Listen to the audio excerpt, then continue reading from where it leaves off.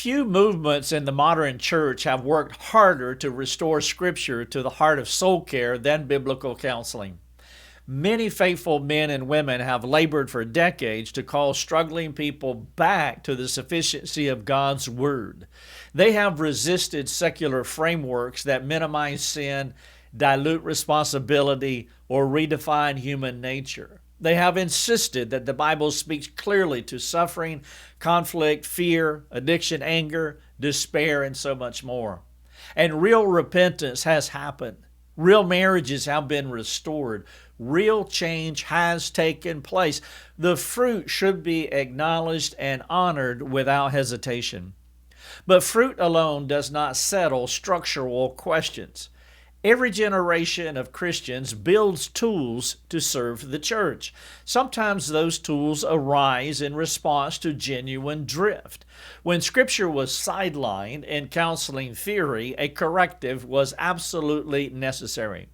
When psychology claimed ultimate interpretive authority over the soul, faithful pastors and teachers rightly pushed back. That work mattered, and it still matters.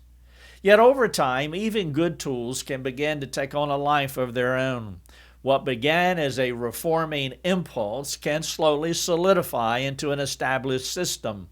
And systems, no matter how well intended, deserve periodic re-examination in the light of Scripture, not because they are evil, not because they lack fruit, but because no structure is above biblical scrutiny.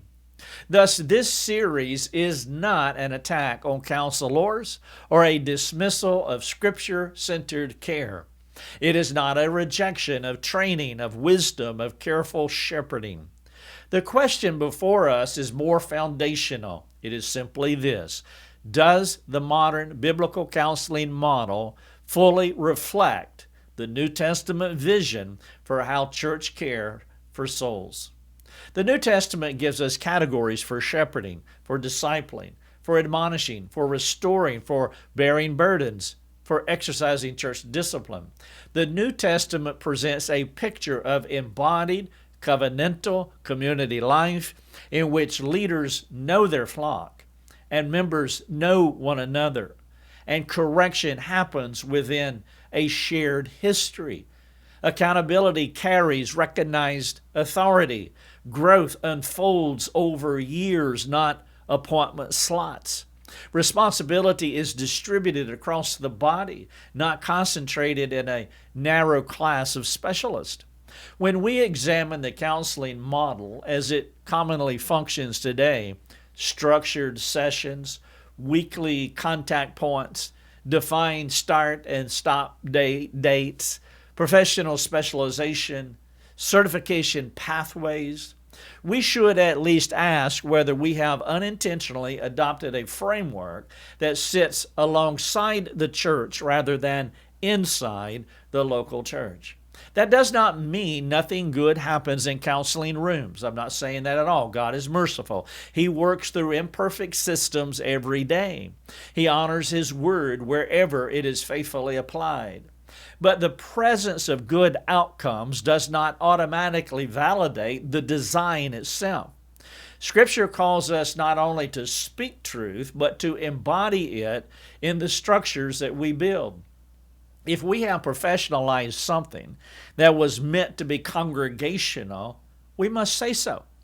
If we have created specialist culture that subtly sidelines ordinary believers from meaningful soul care, we must examine it. If pastors begin to believe they cannot adequately shepherd without certification structures external to their own elder oversight, then something worth discussing has shifted.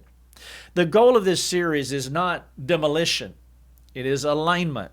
Reform is part of the church's history. We regularly revisit our practices to ensure that they match our theology. We test our systems against Scripture. We refine what has drifted, which is stewardship. It is how faithful shepherds guard the flock across generations. In the coming messages, we will explore several structural concerns with the modern biblical counseling model, not to discard Scripture-centered care, but to ask whether it can be more deeply embedded within covenant church life, elder authority, and every member ministry. If our desire is faithfulness, then honest examination is not a threat. It is an act of love for Christ's church.